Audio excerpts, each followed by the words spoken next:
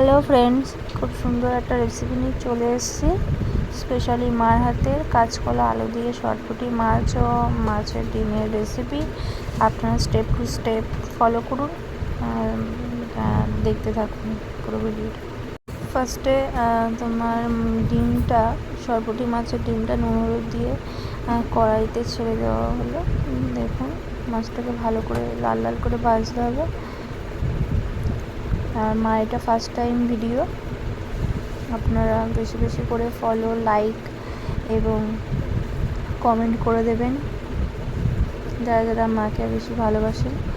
দেখুন, আমরা শটপুটি মাছের ডিমটা লাল লাল করে ভেজে নিচ্ছি।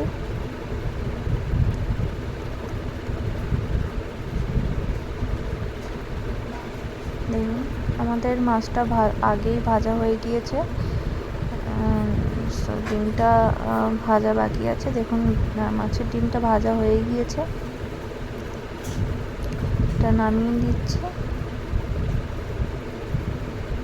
এবং ওই তেলের মধ্যে তেল দিয়ে দিলাম। দিয়ে দেখুন, এবার 5 ফোড়ন দিয়ে দিলাম, একটু পেঁয়াজ কুচি, সামান্য একটু পেঁয়াজ কুচি দিয়ে দিলাম এবং কাঁচকলা আলুটা আগেই কাটা হয়ে গিয়েছিল, সেটা কড়াইতে দিয়ে দিলাম তেলের মধ্যে। এবার একটু লঙ্কা চিড়ে দিয়ে দিলাম।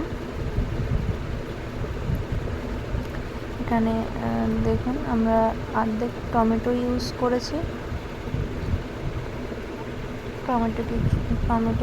অর্ধেক টমেটো কুচি দিয়ে দিলাম।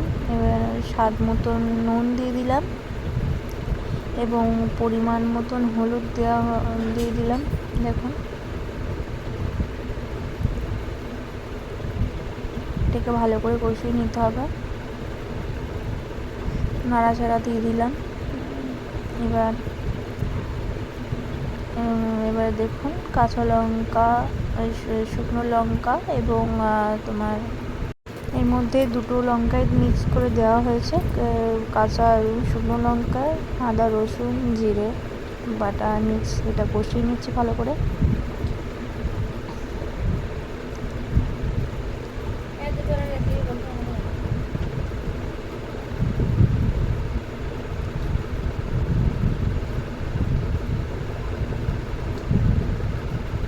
দেখুন, এটাকে ভালো করে কষা হয়ে গিয়েছে। এবারে পরিমাণ মতন জল দিয়ে দেবো।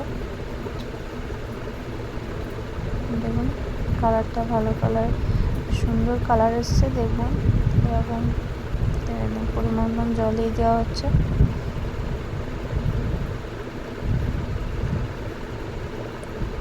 এবার এটাকে ঢাকা দিয়ে দেবো।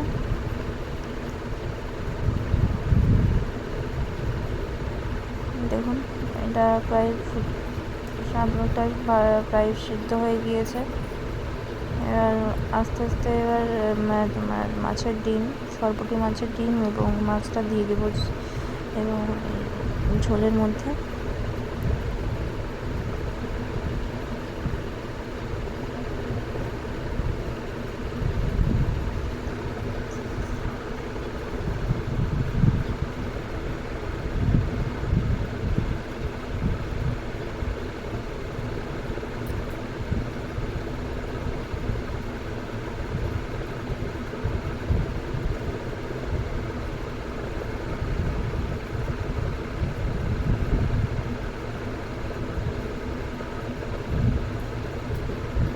দেখুন, আলুটা সিদ্ধ হয়ে গিয়েছে,